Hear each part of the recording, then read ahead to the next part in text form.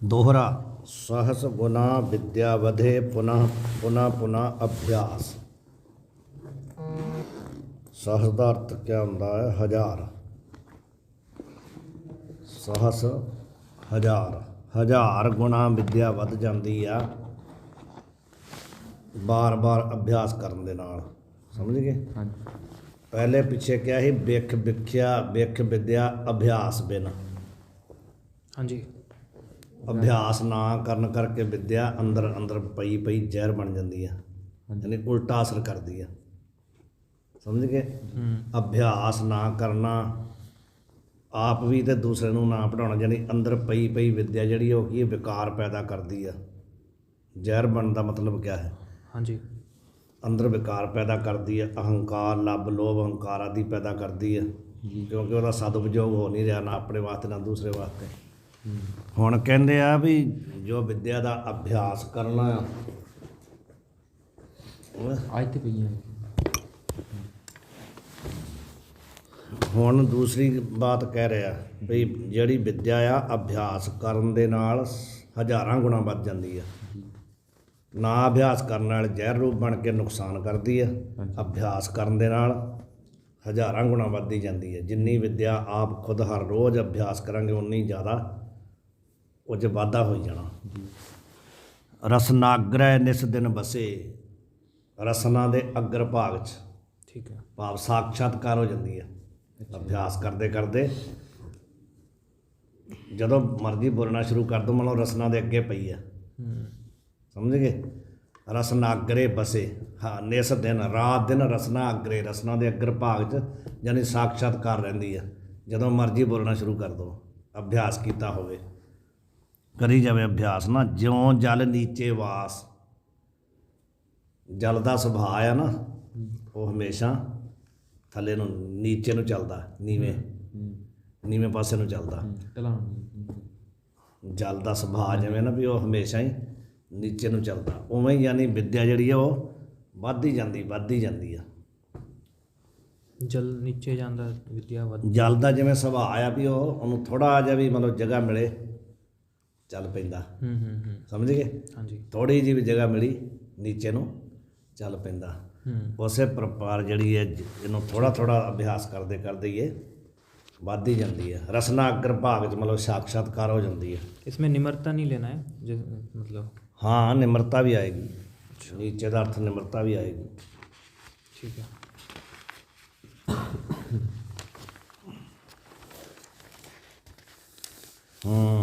दोहरा एक पहले शुरू च जिहड़ी गल कही ना, शुरू च भी जिहड़ा ये वेद का ज्ञान है ये सज्जन पुरुषां नूं ते उन्हां दे अंदर दे विकार नाश करदा है।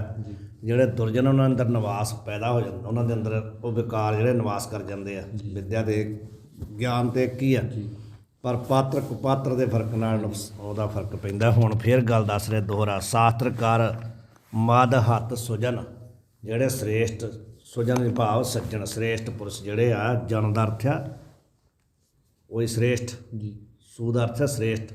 श्रेष्ठ पुरुष ਜਿਹੜੇ ਆ ਉਹਨਾਂ ਦਾ ਸ਼ਾਸਤਰਕਾਰ ਮਤਲਬ ਸ਼ਾਸਤਰ ਦੇ ਦੁਆਰਾ ਕੀ ਹੁੰਦਾ? ਮਦ ਹੱਤ, ਜਿਹੜਾ ਮਦ ਅਹਮ ਹੈ ਨਾ, ਮਦ ਦਾ ਅਰਥ ਕੀ ਹੈ? ਅਹਮ ਹੰਕਾਰ, ਉਹ ਕੀ ਹੈ? ਹੱਤ ਨਸ਼ਟ ਹੋ ਜਾਂਦਾ।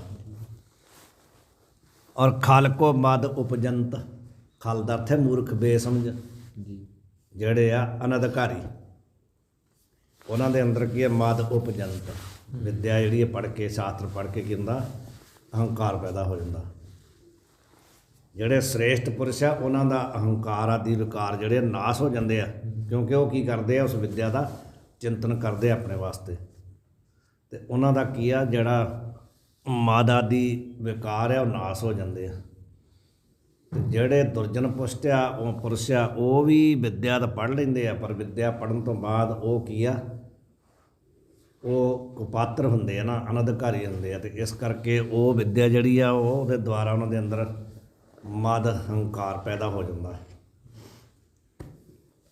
ਜਿਉਂ ਦ੍ਰਿਗ ਭਾਨ ਪ੍ਰਕਾਸ਼ ਹੋਏ ਉੱਲੂ ਅੰਧ ਕਰੰਤ, ਦ੍ਰਿਗ ਦਾ ਅਰਥ ਹੈ ਨੇਤਰ, ਜਿਉਂ ਦਾ ਅਰਥ ਹੈ ਜੈਸੇ, ਜਿਸ ਤਰ੍ਹਾਂ ਭਾਨੂੰ ਪ੍ਰਕਾਸ਼ ਹੋਏ ਭਾਨੂੰ ਆ ਕਿੱਥੇ ਸੂਰਜ, ਜਦੋਂ ਕਹਿੰਦੇ ਆ ਵੀ ਸੂਰਜ ਜਿਹੜਾ ਆ ਉਹ ਚੜ੍ਹਦਾ ਆ ਤੇ ਦ੍ਰਿਗ ਪ੍ਰਕਾਸ਼ ਹੋਏ ਨੇਤਰਾਂ ਦੇ ਦੁਆਰਾ ਦਿਖਣਾ ਸ਼ੁਰੂ ਹੋ ਜਾਂਦਾ।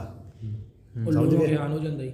ਸੂਰਜ ਚੜ੍ਹਨ ਦੇ ਨਾਲ ਹੀ ਜਿਹੜੇ ਨੇਤਰਾਂ ਵਾਲੇ ਲੋਕ ਆ ਉਹਨਾਂ ਨੂੰ ਸਾਰਿਆਂ ਨੂੰ ਕੀ ਆ, ਸਾਰੇ ਪਦਾਰਥ ਦਿਖਣੇ ਸ਼ੁਰੂ ਹੋ ਜਾਂਦੇ ਆ। ਉੱਲੂ ਅੰਧ ਕਰੰਤ, ਪਰ ਸੂਰਜ ਚੜ੍ਹਦਾ ਤੇ ਉੱਲੂ ਅੰਨਾ ਹੋ ਜਾਂਦਾ, ਉਹਨੂੰ ਦਿਖਦਾ ਨਹੀਂ, ਉਹ ਆਂਦਾ ਸੂਰਜ ਹੈ ਹੀ ਨਹੀਂ। ਉੱਲੂ ਕਹਿੰਦਾ ਵੀ ਸੂਰਜ ਹੈ ਹੀ ਨਹੀਂ, ਹੈ ਤਾਂ ਸੂਰਜ ਦਾ ਤਾਂ ਕੋਈ ਦੋਸ਼ ਨਹੀਂ ਨਾ, ਨਹੀਂ ਮਤਲਬ ਤੇ ਦੋਸ਼ ਕਿਹਦਾ ਆ? ਪਾਤਰ ਕੁਪਾਤਰ ਦਾ। ਕਿਉਂ? ਉਹ ਉੱਲੂ ਦੀਆਂ ਅੱਖਾਂ 'ਚ ਦੋਸ਼ ਹੈ। ਸਮਝ ਗਏ? ਸੂਰਜ ਕੋਈ ਦੋਸ਼ ਨਹੀਂ ਹੈ, ਉੱਲੂ ਦੀਆਂ ਅੱਖਾਂ 'ਚ ਦੋਸ਼ ਹੈ ਵੀ ਜਦੋਂ ਸੂਰਜ ਚੜ੍ਹਦਾ ਉਹਨੂੰ ਦੇਖਣਾ ਬੰਦ ਹੋ ਜਾਂਦਾ, ਉਹਨੂੰ ਰਾਤ ਨੂੰ ਦਿਖਦਾ ਆ। ਠੀਕ ਹੈ? ਰਾਤ ਨੂੰ ਉੱਲੂ ਜਿਹੜੇ ਉਹ ਭੱਜੇ ਫਿਰਦੇ ਆ। ਤੇ ਉਹਦੇ 'ਚ ਹੁਣ ਇਹ ਸਮਝਾਉਣ, ਇਹ ਦ੍ਰਿਸ਼ਟਾਂਤ ਦਿੱਤਾ ਵੀ ਜਿਵੇਂ ਸੂਰਜ ਪ੍ਰਕਾਸ਼ ਹੋਣ ਦੇ ਨਾਲ, ਸੂਰਜ ਚੜ੍ਹਨ ਦੇ ਨਾਲ ਸਾਰੇ ਲੋਕਾਂ ਨੂੰ ਦਿਖਣਾ ਸ਼ੁਰੂ ਹੋ ਜਾਂਦਾ, ਲੇਕਿਨ ਉੱਲੂ ਨੂੰ ਦਿਖਣਾ ਬੰਦ ਹੋ ਜਾਂਦਾ। ਉਹ 'ਚ ਸੂਰਜ ਦੇ ਪ੍ਰਕਾਸ਼ ਦਾ ਕੋਈ ਦੋਸ਼ ਨਹੀਂ ਹੈ, ਪਾਤਰ ਦਾ ਦੋਸ਼ ਹੈ। ਉੱਲੂ ਦੀਆਂ ਜਿਹੜੀਆਂ ਅੱਖਾਂ ਜਾਂ ਉੱਲੂ ਜਿਹੜਾ ਪਾਤਰ ਨਹੀਂ ਹੈ, ਉਹਨੂੰ ਗ੍ਰਹਿਣ ਕਰਨ ਦਾ, ਉਹ ਪ੍ਰਕਾਸ਼ ਨੂੰ ਗ੍ਰਹਿਣ ਕਰਨ ਦਾ ਉਹ ਪਾਤਰ ਨਹੀਂ ਹੈ। ਬਾਕੀ ਸਾਰੇ ਲੋਕ ਜਿਹੜੇ ਪਾਤਰ ਹੈ।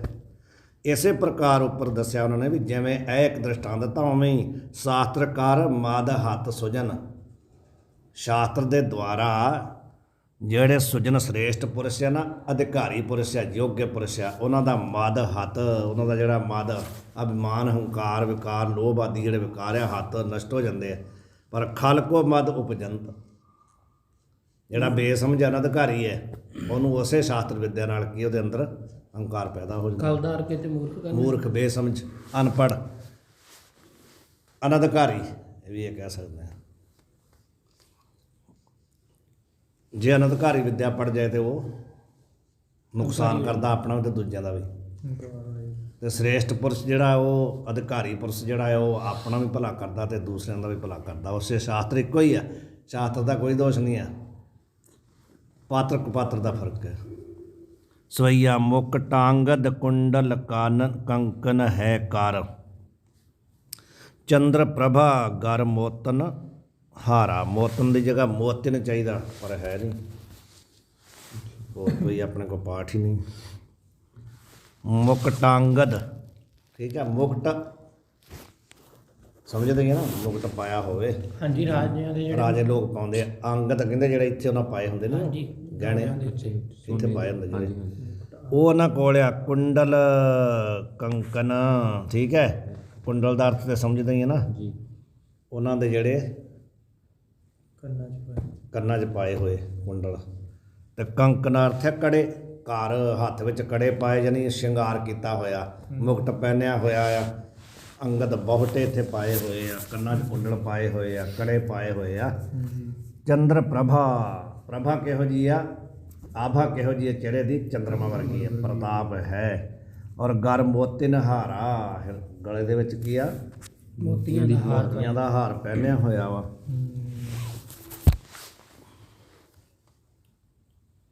ਮੁਖ ਚੰਦਰ ਪ੍ਰਭਾ ਤੇ ਕੰਜ ਪ੍ਰਭਾ। ਉਹ ਫਿਰ ਕਹਿੰਦੇ ਆ ਮੁਖ ਚੰਦਰ ਪ੍ਰਭਾ, ਦ੍ਰਿਗ ਕੰਜ ਪ੍ਰਭਾ, ਤਨ ਕੰਦ ਪ੍ਰਭਾ, ਰਤ ਸੀ ਘਰ ਦਾਰਾ।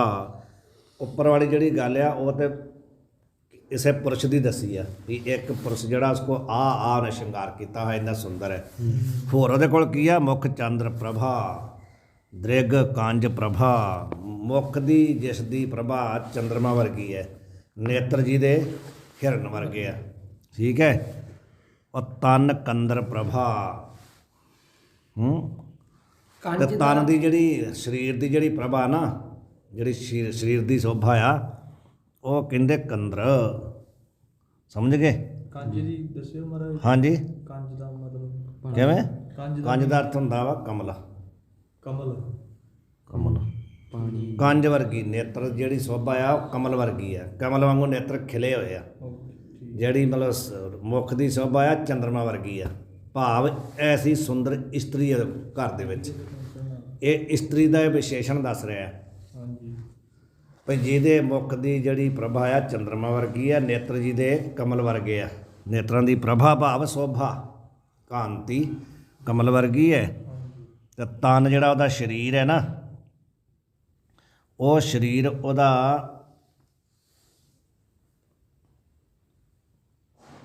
ਸਰੀਰ ਦੀ ਜਿਹੜੀ ਸ਼ੋਭਾ ਆ ਉਹ ਵੀ ਕਹਤੇ ਬੜੀ ਅਤਿਅੰਤ ਸੁੰਦਰ ਹੈ। ਕੰਦਰ ਦਾ ਅਰਥ ਤੇ ਕਾਮਦੇਵ ਵੀ ਹੁੰਦਾ ਆ। ਇਹਨੇ ਕੀ ਅਰਥ ਕੀਤਾ? काम अति सुंदर कवियां ने काम ਨੂੰ ਬਹੁਤ ਸੋਹਣਾ ਅਨੁਮਾਨ ਕੀਤਾ ਹੈ। ਹਾਂਜੀ ਕਵੀਆਂ ਨੇ ਕਾਮ ਨੂੰ ਬਹੁਤ ਸੋਹਣਾ ਅਨੁਮਾਨ ਕੀਤਾ ਹੈ। ਹਾਂ, ਕੰਦਰ ਜਿਹੜਾ ਨਾ ਕੰਦਰਪ ਵੀ ਕਹਿੰਦੇ ਆ, ਕੰਦਰ ਵੀ ਕਹਿੰਦੇ ਆ, ਭਾਵ ਉਹਦੇ ਸਰੀਰ ਦੀ ਜਿਹੜੀ ਸ਼ੋਭਾ ਨਾ ਕਾਮਦੇਵ ਵਰਗੀ ਅਤਿਅੰਤ ਸੁੰਦਰ ਹੈ। ਠੀਕ ਹੈ, ਕਿਉਂਕਿ ਕਾਮਦੇਵ ਹੀ ਅਤਿਅੰਤ ਸੁੰਦਰ ਹੈ ਨਾ, ਇਸ ਕਰਕੇ ਉਹਨੂੰ ਉਪਮਾ ਦਿੱਤੀ ਹੈ ਵੀ ਉਹਦੇ ਸਰੀਰ ਜਿਹੜਾ ਨਾ ਉਹ ਐ ਕਹਿੰਦੇ ਕਾਮ ਦੀ ਤਰ੍ਹਾਂ ਸੁੰਦਰ ਹੈ। ਐਸੀ ਕਹਿੰਦੇ ਆ ਰਾਤੀ ਸੀ ਘਰ ਦਾਰਾ, ਰਤੀ ਕਹਿੰਦੇ ਕਾਮਦੇਵ ਦੇ ਘਰ ਵਾਲੀ ਜਿਹੜੀ ਰਤੀ ਉਹਦਾ ਨਾਂ ਹੈ। ਐਸੀ ਕਹਿੰਦੇ ਰਤੀ ਵਰਗੀ, ਸੀ ਦਾ ਅਰਥ ਹੈ ਵਰਗੀ, ਰਤੀ ਵਰਗੀ ਉਹਦੇ ਘਰ ਵਿੱਚ ਦਾਰਾ ਇਸਤਰੀ ਹੈ। ਰਤੀ ਵਰਗੀ ਇਸਤਰੀ ਹੈ। ਰਤੀ ਦੀ ਸ਼ੋਭਾ ਕਿਤਨੀ ਸੁੰਦਰ ਹੈ। ਉਸੇ ਤਰ੍ਹਾਂ ਕਹਿੰਦੇ ਸੁੰਦਰ ਉਹਦੇ ਸਰੀਰ ਦੀ ਸ਼ੋਭਾ ਬੜੀ ਸਰੀਰ ਬੜਾ ਸੁੰਦਰ ਹੈ। ਮੁਖੜਾ ਉਹਦਾ ਜਿਹੜਾ ਚੰਦਰਮਾ ਵਰਗਾ ਆ, ਜਿਹੜੇ ਨੇਤਰ ਕਮਲ ਵਾਂਗੂ ਖਿਲੇ ਹੋਏ ਆ, ਭਾਵ ਅਤਿਅੰਤ ਸੁੰਦਰ ਜਿਹੜੀ ਇਸਤਰੀ ਆ ਉਹਦੇ ਘਰ ਵਿੱਚ। ਤੇ ਇਸਨਾਨ ਵਾ ਲੇਪਨ ਚੰਦਨ ਕੁੰਕਮ ਗੰਧ ਘਨੀ ਕਾਰ ਗੁੰਦਤ ਵਾਰਾ। ਫਿਰ ਉਸ ਇਸਤਰੀ ਨੇ ਕੀ ਕੀਤਾ ਹੋਇਆ, ਕੀ ਕਰਦੀ ਹੈ? ਇਸ਼ਨਾਨ ਕਰਕੇ ਤੇ ਲੇਪਨ ਚੰਦਨ ਕੁੰਕਮ, ਠੀਕ ਹੈ, ਇਸ਼ਨਾਨ ਕਰਕੇ ਸਰੀਰ ਦੇ ਉੱਤੇ ਚੰਦਨ ਦਾ ਕੁੰਕਮ ਕਹਿੰਦੇ ਕੇਸਰ ਦਾ ਉਹਨੇ ਸ਼ਿੰਗਾਰ ਕੀਤਾ ਹੋਇਆ। ਕੁੰਕਮ ਕੇਸਰ ਨਾਲ ਤੇ ਮਰੇ। ਹਾਂਜੀ, ਚੰਦਨ ਦਾ ਲੇਪ ਲਾਇਆ ਹੋਇਆ ਵੀ ਸੁਗੰਧੀ ਵਾਸਤੇ, ਠੀਕ ਹੈ ਜੀ। ਯਾਨੀ ਚੰਦਨ ਲਾਇਆ ਹੋਇਆ, ਜਾਂ ਕਹਿੰਦੇ ਉਹਨੇ ਚੰਦਨ ਨਾਲ ਹੀ ਆਪਣਾ ਸਰੀਰ ਜਿਹੜਾ ਨਾ ਉਹਨੂੰ ਮਾਨੋ ਇਸ਼ਨਾਨ ਹੀ ਕਰਾ ਛੱਡਿਆ, ਇੰਨਾ ਜ਼ਿਆਦਾ ਚੰਦਨ ਲਾ ਛੱਡਿਆ। ਤੇ ਕੁੰਕਮ ਜਿਵੇਂ ਇੱਥੇ ਲਾਉਂਦੀਆਂ ਇਸਤਰੀਆਂ, ਠੀਕ ਹੈ, ਸੰਧੂਰ, ਉਹ ਤੇ ਗੰਧ ਘਨੀ ਜਿਹੜੀ ਸੁਗੰਧੀ ਹੈ, ਘਨੀ ਬਹੁਤ ਜ਼ਿਆਦਾ ਸੁਗੰਧੀ ਜਿਹੜੀ ਹੈ ਛਿੜਕੀ ਹੋਈ ਆ, ਠੀਕ ਹੈ। ਤੇ ਗੁੰਦਤ ਵਾਰਾ, ਜਿਹੜੇ ਵਾਲ ਆ ਗੁੰਦ ਕੇ ਐਂ ਕਰਕੇ ਇੱਥੇ ਮਤਲਬ ਕੁੰਕਮ ਪਾਇਆ ਹੋਇਆ, ਸਮਝ ਗਏ, ਵਾਲ ਗੁੰਦ ਕੇ ਤੇ ਸੰਧੂਰ ਪਾਇਆ ਹੋਇਆ। ਮਾਂਗ ਕਹਿੰਦੇ ਇਹਨੂੰ, ਮਾਂਗ ਸੁਹਾਗਣ ਇਸਤਰੀਆਂ ਦੇ, ਭਾਵ ਨੇ ਬਹੁਤ ਹਾਰ ਸ਼ਿੰਗਾਰ ਕੀਤਾ ਹੋਇਆ, ਚੰਦਨ ਆਦਿ ਲੇਪ ਕੀਤਾ ਹੋਇਆ ਆ, ਸੰਧੂਰ ਪਾਇਆ ਹੋਇਆ, ਸੁਗੰਧੀ ਲਾਈ ਹੋਈ ਆ। ਨਰ ਕੋ ਇਹ ਸੁੰਦਰ ਸਾਚ ਕਰੇ। ਇਹ ਕਹਿੰਦੇ ਸੱਚੀ ਗੱਲ ਹੈ ਵੀ ਇਹ ਚੀਜ਼ਾਂ ਜਿਹੜੀਆਂ ਉਸ ਮਨੁੱਖ ਨੂੰ ਸੁੰਦਰ ਬਣਾਉਂਦੀਆਂ, ਭਾਵ ਇਹੋ ਜਿਹੀ ਉਹਦੇ ਘਰੇ ਇਸਤਰੀ, ਉਹਦੇ ਘਰ ਦਾ ਐਸਾ ਮਾਹੌਲ ਹੈ, ਵਾਕਈ ਉਹ ਸੁੰਦਰ ਜਿਹੜਾ ਇਹ ਚੀਜ਼ ਵੀ ਉਹਨੂੰ ਸੁੰਦਰ ਬਣਾਉਂਦੀ ਆ, ਇਹ ਚੀਜ਼ ਵੀ ਉਹਦੀ ਲੋਕਾਂ ਵਿੱਚ ਸ਼ੋਭਾ ਕਰਾਉਂਦੀ ਹੈ, ਇਹਦੇ ਨਾਲ ਵੀ ਉਹ ਸੁੰਦਰ ਲੱਗਦਾ ਆ। ਪਰ ਅੰਤ ਅਨੰਤ ਕਲੇਸ਼ ਭੰਡਾਰਾ। ਅੰਤ ਨੂੰ ਕੀ ਹੁੰਦਾ ਹੈ? ਕਲੇਸ਼। ਇਹ ਕਲੇਸ਼ ਦਾ ਹੀ ਭੰਡਾਰ ਹੈ, ਕਿਉਂਕਿ ਲੌਕਿਕ ਸੁੱਖ ਹੈ ਨਾ, ਸਮਝ ਗਏ, ਇਹ ਵਿਸ਼ੇਕ ਸੁੱਖ ਹੈ, ਵਿਸ਼ੇ ਦਾ ਸੁੱਖ ਹੈ ਨਾ, ਉਹ ਜਿੰਨਾ ਸੁੰਦਰ ਹੈ ਉਹ ਕੀ ਹੈ, ਵਿਸ਼ੇ ਦਾ ਹੀ ਸਾਰਾ ਸਾਜ ਸ਼ਿੰਗਾਰ ਹੈ ਨਾ। ਇਸ ਕਰਕੇ ਕਹਿੰਦੇ ਆ ਵੀ ਇਹ ਅੰਤ ਨੂੰ ਤਾਂ ਕਲੇਸ਼ ਦਾ ਹੀ ਭੰਡਾਰ ਹੈ। ਜਿੰਨਾ ਚਿਰ ਵਿਵਹਾਰ ਹੈ ਉਹਨਾਂ ਚਿਰ ਤੇ ਲੱਗਦਾ ਉਹ ਚੰਗਾ, ਪਰ ਜਦੋਂ ਫਿਰ ਕਹਿੰਦੇ ਅੰਤ ਨੂੰ ਤਾਂ ਕਲੇਸ਼ ਦਾ ਹੀ ਭੰਡਾਰ ਹੈ। ਵਿਸ਼ੇਕ ਸੁੱਖ ਜਿਹੜਾ ਇਹ ਤੇ ਬਾਅਦ ਵਿੱਚ ਦੁੱਖ ਪੈਦਾ ਹੁੰਦਾ ਹੈ ਹੀ ਨਹੀਂ ਹੈ। ਲੇਸ਼ ਮਾਤਰ ਵੀ ਸੁੱਖ ਜਿਹੜਾ ਵਿਸ਼ੇ 'ਚ ਹੈ ਨਹੀਂ, ਲੇਸ਼ ਮਾਤਰ ਵੀ ਨਹੀਂ ਹੈ। ਲੇਸ਼ ਮਤਲਬ ਬਹੁਤ ਥੋੜ੍ਹਾ, ਕਹਿਣ ਦਾ ਭਾਵ ਵੀ ਸੰਸਾਰ ਦੇ ਕਿਸੇ ਵੀ ਪਦਾਰਥ ਵਿੱਚ ਸੁੱਖ ਲੇਸ਼ ਮਾਤਰ ਵੀ ਨਹੀਂ ਹੈ। ਜਿਹੜਾ ਸੁੱਖ ਦਾ ਆਪਾਂ ਨੂੰ ਪ੍ਰਤੀਤ ਹੋ ਰਿਹਾ, ਇਹ ਸੁੱਖ ਨਹੀਂ ਕਹਿ ਸਕਦੇ। ਜਿਵੇਂ ਕਿਸੇ ਰੁੱਖ ਦੀ ਇੱਕ ਛਾਇਆ ਹੁੰਦੀ ਹੈ ਨਾ, ਛਾਇਆ ਬਦਲ ਜਾਂਦੀ ਹੈ ਨਾ। ਬਟਾਊ ਸਿਓ ਜੋ ਲਾਵੇ ਨੇਹ, ਬਿਰਖ ਕੀ ਛਾਇਆ ਸਿਓ ਰੰਗ ਲਾਵੇ, ਉਹ ਬਿਨਸੈ ਉਹ ਮਨ ਪਛਤਾਵੇ। ਬਿਰਖ ਕੀ ਛਾਇਆ, ਜਿਹੜਾ ਬਿਰਖ ਦੀ ਛਾਇਆ ਦੇ ਨਾਲ ਰੰਗ ਦਾ ਅਰਥ ਹੈ ਪ੍ਰੇਮ ਲਾ ਕੇ ਬਹਿ ਜੇ, ਉਹ ਬਿਨਸੇ, ਉਹ ਅੱਗੇ ਚਲੇ ਜਾਏਗੀ, ਉਹ ਪਛਤਾਵੇ, ਖਤਮ ਹੋ ਜਾਏਗੀ ਨਾ, ਸਮਝ ਗਏ। ਜੇ ਉਹਦੇ ਨਾਲ ਕੋਈ ਪ੍ਰੀਤੀ ਕਰਕੇ ਬੈਠ ਜਾਏ ਉਹ ਰਹੇਗੀ, ਨਹੀਂ ਤਾਂ ਉਹ ਪਛਤਾਏਗਾ। ਇਹਦਾ ਮਤਲਬ ਉਹਦੇ ਵਿੱਚ ਉਹ ਛਾਇਆ ਜਿਹੜੀ ਹੈ ਉਹ ਕੁਛ ਵੀ ਨਹੀਂ ਹੈ, ਭੁਲੇਖਾ ਹੈ, ਅਗਿਆਨ ਹੈ। ਅਗਿਆਨ ਦੇ ਕਾਰਨ ਉਹਦੇ ਨਾਲ ਕੋਈ ਪ੍ਰੇਮ ਲਾ ਲੇ। ਬਟਾਊ ਸਿਓ ਜੋ ਲਾਵੇ, ਬਟਾਊ ਦਾ ਅਰਥ ਕੀ ਹੈ? ਯਾਤਰੀ, ਬਟਾਊ ਜਿਹੜਾ ਆਪਾਂ ਨੂੰ ਜਾਣਦਾ ਹੀ ਨਹੀਂ ਹੈ, ਗੱਡੀ 'ਚ ਮਿਲ ਗਿਆ ਆਪਾਂ ਨੂੰ, ਉਹਦੇ ਨਾਲ ਕੋਈ ਲਾਵੇ ਨੇਹ, ਉਹਦੇ ਨਾਲ ਪ੍ਰੇਮ ਪੈ ਗਿਆ, ਉਹਦਾ ਸਟੇਸ਼ਨਾਂ ਦਾ ਉੱਤਰ ਜਾਏਗਾ। ਸਮਝ ਗਏ। ਬਟਾਊ ਸੋ ਜੋ ਲਾਵੇ ਨੇਹ ਤਾਕੋ ਹਾਥ ਨਾ ਆਵੇ ਕਿ ਕੁਝ ਨਹੀਂ ਮਿਲੇਗਾ। ਸਮਝ ਗਏ। ਹਾਂਜੀ। ਇਹ ਬਾਤ ਹੈ। ਇਸੇ ਕਰਕੇ ਕਹਿੰਦੇ ਆ ਵੀ ਉਹਦੇ ਵਿੱਚ ਘਰ ਵਿੱਚ ਇਸਤਰੀ ਬੜੀ ਸੁੰਦਰ ਹੈ, ਉਹਦਾ ਆਪਣਾ ਸਰੂਪ ਬੜਾ ਸੁੰਦਰ ਹੈ। ਇਹ ਚੀਜ਼ਾਂ ਠੀਕ ਹੈ ਵੀ ਉਹਨੂੰ ਸੁੰਦਰ ਬਣਾਉਂਦੀਆਂ ਵਾ ਵਿਵਹਾਰ ਦੇ ਵਿੱਚ, ਪਰ ਅੰਤ ਅਨੰਤ ਕਲੇਸ਼ ਭੰਡਾਰਾ, ਕਲੇਸ਼ ਦਾ ਹੀ ਅੰਤ ਨੂੰ ਭੰਡਾਰ ਹੈ। ਫਿਰ ਦੁਖੀ ਹੋਏਗਾ ਅੰਤ ਤੇ। ਸਮਝ ਗਏ। ਦੁਖੀ ਕਿਉਂ ਹੋਏਗਾ? ਜਦੋਂ ਉਹਦੇ ਸਰੀਰ ਵਿੱਚ ਸਮਰਥ ਨਹੀਂ ਰਹੀ, ਚੰਚਲਤਾ ਹੀ ਜਦੋਂ ਭੋਗ ਭੋਗਣ ਦੀ ਉਹਦੇ ਵਿੱਚ ਸਮਰਥ ਨਹੀਂ ਰਹੀ, ਫਿਰ ਦੇਖ ਦੇਖ ਕੇ ਕੀ ਹੋਏਗਾ? ਦੁਖੀ ਹੋਏਗਾ। ਕਿਉਂਕਿ ਵਿਸ਼ੇ ਤਾਂ ਹੈ, ਵਿਸ਼ੇ ਤਾਂ ਹੁਣ ਵੀ ਹੈ, ਪਰ ਹੁਣ ਭੋਗ ਜਿਹੜੇ ਸੀ ਉਹਨਾਂ ਨੇ, ਭਰਤਰੀ ਜੀ ਕਹਿੰਦੇ ਮੈਂ ਭੋਗਾਂ ਨੂੰ ਨਹੀਂ ਭੋਗ ਗਿਆ, ਭੋਗਾਂ ਨੇ ਮੈਨੂੰ ਭੋਗ ਲਿਆ। ਭਰਤਰੀ ਜੀ ਮਾਰ ਕਹਿੰਦੇ ਵੈਮ ਨਾ ਭੋਗਾ, ਭੋਗਾ ਹੈ ਭੋਗਾ, ਕਹਿੰਦੇ ਮੈਂ ਨਹੀਂ ਵਿਸ਼ੇ ਨੂੰ ਭੋਗਿਆ, ਉਹਨਾਂ ਨੇ ਮੈਨੂੰ ਭੋਗ ਲਿਆ ਤੈਨੂੰ। ਉਹ ਕਹਿੰਦੇ ਆ ਭਰਤਰੀ ਜੀ ਮਹਾਰਾਜ ਵੀ ਮੈਂ ਭੋਗਦਾ ਕੀ ਹੈ, ਭੋਗਾਂ ਨੇ ਮੈਨੂੰ ਭੋਗ ਲਿਆ, ਖਤਮ ਕਰਤਾ। ਸਵਈਆ ਸਭ ਭੂਖਣ ਮੈਂ ਯਹ ਭੂਖਣ ਹੈ, ਸਭ ਵੇਦਮਈ ਇੱਕ ਬਾਣੀ ਉਚਾਰਾ। ਹੁਣ ਕਹਿੰਦੇ ਸਾਰੇ ਸੰਸਾਰ ਦੇ ਜਿਹੜੇ ਭੂਖਣ ਗਹਿਣੇ ਆ ਨਾ, ਉਹਨਾਂ ਵਿੱਚੋਂ ਯਹ ਭੂਖਣ ਹੈ ਸ਼ੁਭ, ਉਹਨਾਂ ਸਾਰੇ ਆਭੂਸ਼ਣਾਂ ਦੇ ਵਿੱਚੋਂ, ਸਾਰੇ ਗਹਿਣਿਆਂ ਦੇ ਵਿੱਚੋਂ ਇਹ ਸ਼ੁਭ ਆਭੂਸ਼ਣ ਹੈ ਕੌਣ? ਵੇਦਮਈ ਇੱਕ ਬਾਣੀ। ਵੇਦਮਈ ਵੇਦ ਰੂਪ ਬਾਣੀ ਦਾ ਉਚਾਰਨ ਕਰਨਾ, ਪੜ੍ਹਨਾ, ਅਧਿਐਨ ਕਰਨਾ, ਕਰਾਉਣਾ ਸਭ ਤੋਂ ਵੱਡਾ ਆਭੂਸ਼ਣ ਹੈ, ਸਭ ਤੋਂ ਵੱਡਾ ਗਹਿਣਾ ਹੈ। ਸਾਰੇ ਗਹਿਣੇ 'ਚੋਂ ਸ੍ਰੇਸ਼ਟ ਕੀ ਹੈ? ਵੇਦ ਰੂਪ ਬਾਣੀ। ਉਚਾਰਨ ਕਰਨਾ, ਪੜ੍ਹਨਾ, ਪੜ੍ਹਾਉਣਾ, ਅਧਿਐਨ ਕਰਨਾ, ਚਿੰਤਨ ਕਰਨਾ। ਠੀਕ ਹੈ। वेदमयी मतलब वेद रूप, ज्ञान रूप शास्त्र, या वेद आदि वेद भी आ जाएगा, वेद तो आएगा ही आएगा। वेदमयी मतलब वेद, क्योंकि सारी जो कुछ आप पढ़ने का सिद्धांत, ਇਹਦਾ मतलब ਸਾਰੰਸ਼ ਕੀ, ਇਹਦਾ ਮੂਲ ਕੀ ਹੈ? ਵੇਦ। ਤੇ ਵੇਦ ਰੂਪ ਬਾਣੀ ਜਿਹੜੀ ਆ, ਇਹ ਕਹਿੰਦੇ ਇਹਦਾ ਉਚਾਰਨ ਕਰਨਾ, ਪੜ੍ਹਨਾ, ਪੜ੍ਹਾਉਣਾ, ਚਿੰਤਨ ਕਰਨਾ ਸਾਰਿਆਂ ਨਾਲੋਂ ਸ੍ਰੇਸ਼ਟ ਗਹਿਣਾ ਹੈ। ਨਰ ਕੋ ਬਹੁ ਸੁੰਦਰ ਬੇਗ ਕਰੇ, ਜਿਹੜਾ ਪੁਰਸ਼ ਉਸ ਵੇਦ ਬਾਣੀ ਨੂੰ ਉਚਾਰਨ ਕਰਦਾ, ਪੜ੍ਹਦਾ, ਚਿੰਤਨ ਕਰਦਾ, ਹਿਰਦੇ 'ਚ ਵਸਾਉਂਦਾ ਨਾ, ਉਹਨੂੰ ਤੁਰੰਤ ਹੀ ਸੁੰਦਰ ਬਣਾ ਦਿੰਦੀ ਹੈ ਉਹਦੀ ਸੋਭਾ, ਉਹਦੀ ਆਭਾ। ਚਿੰਤਨ ਕਰਨ ਨਾਲ ਉਹਦਾ ਮਨ ਤਨ ਜਿਹੜਾ ਸਾਰਾ ਇੱਕਦਮ ਖਿਲ ਜਾਂਦਾ ਹੈ। ਭਾਵੇਂ ਵੇਦ ਰੂਪ ਬਾਣੀ ਜਿਹੜੀ ਉਹਨੂੰ ਸੁੰਦਰ ਬਣਾ ਦਿੰਦੀ ਆ, ਉਹਦੀ ਸੋਭਾ ਹੋ ਜਾਂਦੀ ਆ। ਬਪ ਸਾਰ ਜਿਵੇਂ ਫਲ ਦੇਵਹਿ ਸਾਰਾ, ਇਹ ਕਹਿੰਦੇ ਇੱਕ ਸ੍ਰੇਸ਼ਟ ਮਨ, ਜਿਵੇਂ ਕਹਿੰਦੇ ਨਾ ਵਿਦਿਆ ਇੱਕ ਚੌਥਾ ਨੇਤਰ ਨਹੀਂ ਕਹਿ ਦਿੰਦੇ, ਉਸੇ ਪ੍ਰਕਾਰ ਇਹ ਕਹਿ ਰਿਹਾ ਕਿ ਬਪ ਸਾਰ ਜਿਵੇਂ ਫਲ ਦੇਵਹਿ ਸਾਰਾ।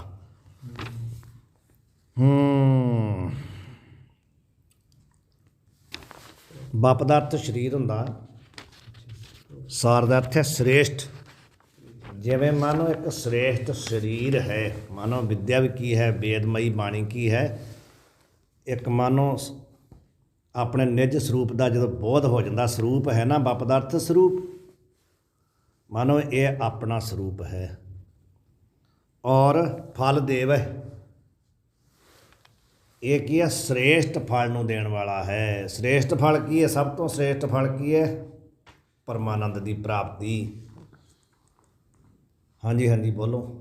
ਇਹ ਸਾਰ ਦਾ ਅਰਥ ਸ੍ਰਿਸ਼ਟੀ ਵੀ ਹੈ ਜੀ? ਹਾਂਜੀ, ਸਾਰ ਦਾ ਅਰਥ ਸ੍ਰਿਸ਼ਟੀ ਵੀ ਹੋਊਗਾ? ਸਾਰ ਦਾ ਅਰਥ ਸ੍ਰਿਸ਼ਟੀ ਖਿੱਚ ਖੁੱਚ ਕੇ ਲਾ ਦਿਓ ਤਾਂ ਗੱਲ ਵੱਖਰੀ ਆ। ਠੀਕ ਹੈ। ਠੀਕ ਹੈ। ਹਾਂਜੀ ਸਮਝੀ। ਜਾਂ ਉਹਨੂੰ ਪ੍ਰਕਰਨ ਅਨੁਸਾਰ ਅਰਥ ਲਾ ਸਕਦੇ ਹਾਂ ਵੀ ਵੇਦ ਦਾ ਵੀ ਇਹ ਸਰਸਵਤੀ ਰੂਪ ਹੈ, ਅਰਥ ਲਾ ਸਕਦੇ ਹਾਂ। ਸਤ ਵਜਨ ਬਪ ਸਾਰ, ਬਪ ਦਾ ਅਰਥ ਹੈ ਸਰੂਪ, ਸਾਰ ਦਾ ਅਰਥ ਸਰਸਵਤੀ। ਇਹ ਲਾ ਸਕਦੇ ਹਾਂ ਅਰਥ ਵੀ ਇਹ ਸਰਸਵਤੀ ਰੂਪ ਹੈ। ਇਹ ਅਰਥ ਵਿਦਿਆ ਪ੍ਰਦਾਨ ਕਰਨ ਵਾਲੀ ਉਵੇਂ ਫਲ ਦਿੰਦੀ ਹੈ। ਹਾਂਜੀ, ਉਵੇਂ ਫਲ ਦਿੰਦੀ ਹੈ ਜੀ। ਫਿਰ ਇਹ ਕਿਵੇਂ? ਸਰਸਤੀ ਜੀ ਜਿਵੇਂ ਬਪਸਾਰ, ਜਿਵੇਂ ਫਲ ਦੇਵ ਹੈ ਸਾਰਾ।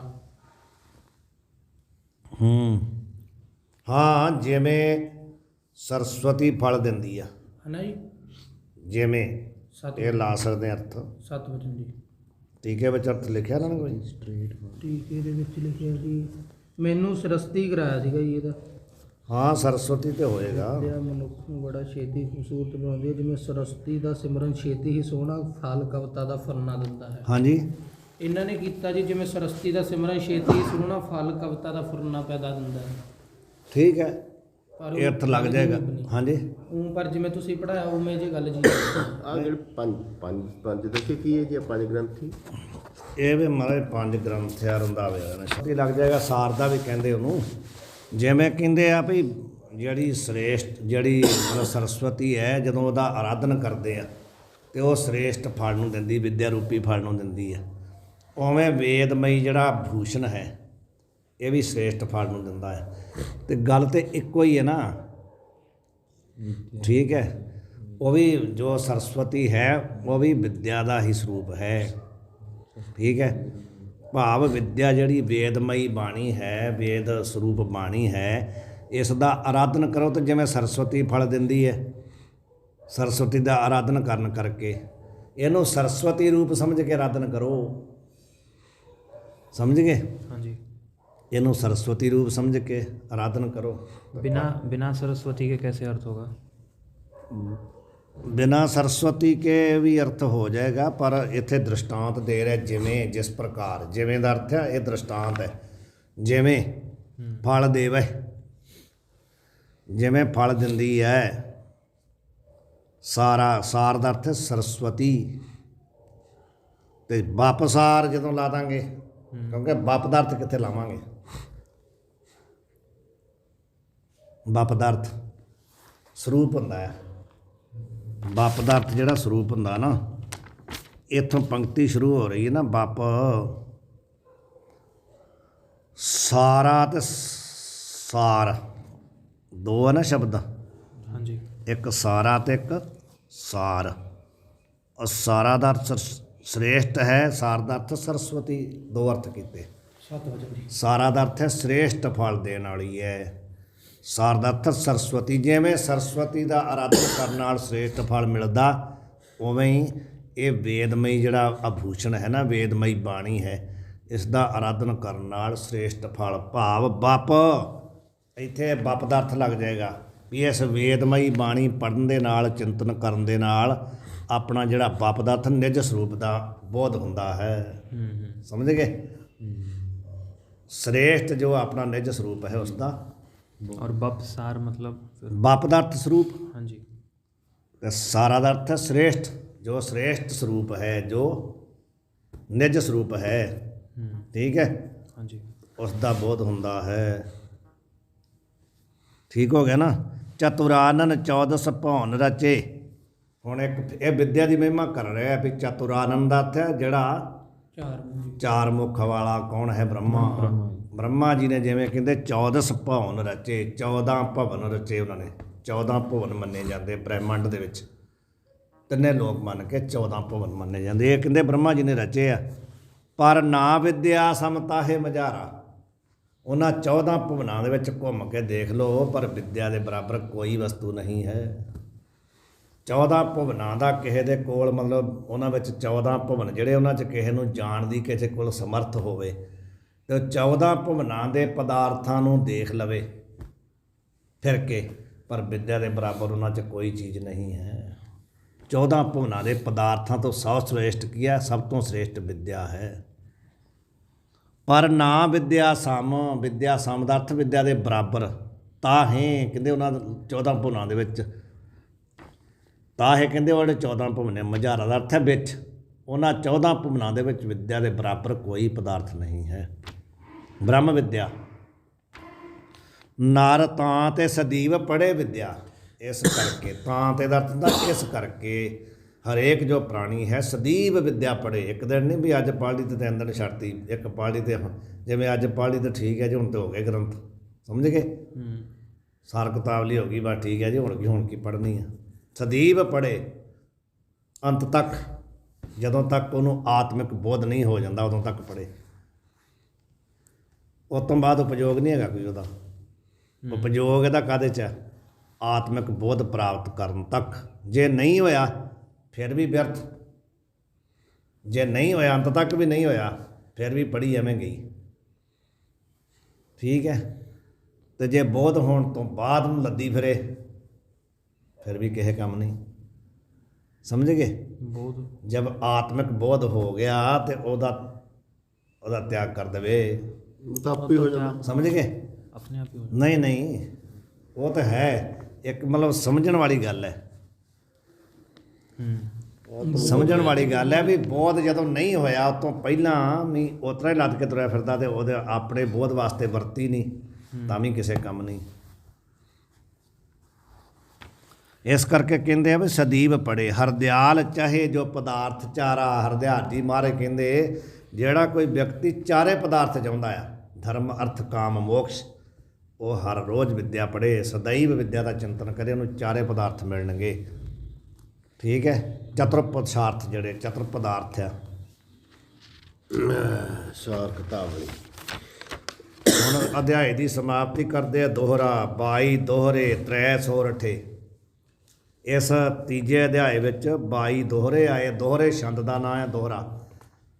22 ਦੋਹਰੇ ਛੰਦ ਆ, 3 ਸੋਰਠੇ ਛੰਦ ਹੈ, 2 ਸਵਈਏ ਛੰਦ ਆ। ਚੀਨ ਦਾ ਅਰਥ ਹੈ ਸਮਝ ਲਓ, ਜਾਣ ਲਓ। ਇੱਕ ਸ਼ੰਕਰ, पीछे है ਕੋਈ ਰਹਿ ਗਿਆ ਸੀ ਛੰਦ? नहीं अब कर लिया आपने पीछे शंकर छंद ਹੂੰ, पीछे पीछे से ही शंकर छंद ਸ਼ੰਕਰ ਛੰਦ ਕਿੱਧਰ ਗਿਆ? वो कर लिया आप। ਸ਼ੁਰੂ ਵਾਲਾ। ਅੱਛਾ, ਇੱਕ ਸ਼ੰਕਰ ਤੇ ਇੱਕ ਸ਼ੰਕਰ। 8 20 ਬ੍ਰਿਤ। ਬ੍ਰਿਤ ਦਾ ਅਰਥ ਹੁੰਦਾ ਛੰਦ। 8 20 ਦਾ ਅਰਥ ਕਿੰਨੇ ਹੋ ਗਏ? 28 8 20 28 ਛੰਦ ਆ। ਚਿਤ ਬ੍ਰਿਤ ਦਾ ਪਹਿਲਾ ਜਿਹੜਾ ਨਾ 28 ਆ ਜਿਹੜਾ 8 20 ਬ੍ਰਿਤ 28 ਛੰਦ। ਇਸ ਬ੍ਰਿਤ ਦਾ ਅਰਥ ਕੀ ਆ? ਛੰਦ। ਚਿੱਤ ਬ੍ਰਿਤੀ ਕਰੇ ਮਹੀਨ। ਚਿੱਤ ਬ੍ਰਿਤੀ ਅੱਗੇ ਅਰਥ ਆ ਗਿਆ ਚਿੱਤ ਦੀ ਜਿਹੜੀ ਬ੍ਰਿਤੀ ਆ ਉਹਨੂੰ ਇਹ ਜਿਹੜਾ ਪੜ੍ਹੇਗਾ ਉਹ ਮਹੀਨ ਦਾ ਅਰਥ ਕੀ? ਉਹਦੀ ਚਿੱਤ ਬ੍ਰਿਤੀ ਸੂਖਸ਼ਮ ਹੋ ਜਾਂਦੀ ਹੈ। ਮਹੀਨ ਦਾ ਅਰਥ ਕੀ ਹੁੰਦਾ? ਸੂਖਸ਼ਮ, ਪਤਲੀ ਭਾਵ ਸੂਖਸ਼ਮ ਹੋ ਜਾਂਦੀ ਹੈ, ਅਤਿਅੰਤ ਸੂਖਸ਼ਮ ਹੋ ਜਾਂਦੀ ਹੈ, ਬਹੁਤ ਗਹਿਰੀ ਚਲੇ ਜਾਂਦੀ ਹੈ। ਜਿਹੜਾ ਨਾ 28 ਛੰਦਾਂ ਨੂੰ ਪੜ੍ਹ ਕੇ ਉਹਨਾਂ ਦਾ ਚਿੰਤਨ ਕਰ ਲਏਗਾ ਉਹਦੀ ਚਿੱਤ ਬ੍ਰਿਤੀ ਮਹੀਨ ਹੋ ਜਾਂਦੀ ਹੈ, ਸੂਖਸ਼ਮ ਹੋ ਜਾਂਦੀ ਹੈ। ਅਤਿਅੰਤ ਜਿਹੜੀ ਮੋਟੀ ਹੈ ਨਾ, ਭਾਵ ਮੋਟੀ ਮੋਟੀ ਚੀਜ਼ ਨੂੰ ਪਕੜਦੀ, ਸੂਖਸ਼ਮ ਨੂੰ ਨਹੀਂ ਪਕੜਦੀ, ਉਹ ਵੀ ਪਕੜਨ ਲੱਗ ਜਾਂਦੀ ਹੈ। ਸਮਝ ਗਏ? ਇਤੇ ਸ੍ਰੀ ਸਾਰ ਕੁਤਾਵਲੀ ਤਾਸ ਤ੍ਰਿਤੀ ਅਧਿਆਏ। ਤਾਸ ਦਾ ਅਰਥ ਹੈ, ਸਾਰ ਕੁਤਾਵਲੀ ਦਾ ਅਰਥ ਸਮਝ ਗਏ ਪਹਿਲੇ ਹੀ ਨਾ। ਹਾਂਜੀ। ਸ੍ਰੇਸ਼ਟ ਬਚਨਾਂ ਦੀ ਪੰਕਤੀ ਹੈ ਜਿਸ ਵਿੱਚ ਉਹਨੂੰ ਕਹਿੰਦੇ ਸਾਰ ਕੁਤਾਵਲੀ। ਐਸਾ ਜਿਹੜਾ ਸਾਰ ਕੁਤਾਵਲੀ ਹੈ, ਤਾਸ ਭਾਵ ਉਸ ਦਾ, ਤ੍ਰਿਤੀ ਅਧਿਆਏ ਇਤੀ ਦਾ ਅਰਥ ਸਮਾਪਤ ਹੋਇਆ। ਕੀਰਤ ਵਿਦਿਆ ਕੀ ਕਰੀ ਕਵ ਹਰਦਿਆਲ ਸੁਭਾਏ। ਹਰਦਿਆਲ ਕਵੀ ਜੀ ਨੇ ਇਹਦੇ ਵਿੱਚ ਕੀ ਕੀਤਾ ਵਾ? ਵਿਦਿਆ ਦੀ ਕੀਰਤੀ ਕੀਤੀ ਹੈ, ਵਿਦਿਆ ਦੀ ਵਡਿਆਈ ਕੀਤੀ ਹੈ। ਵਾਹਿਗੁਰੂ ਜੀ ਕਾ ਖਾਲਸਾ, ਵਾਹਿਗੁਰੂ ਜੀ ਕੀ ਫਤਿਹ।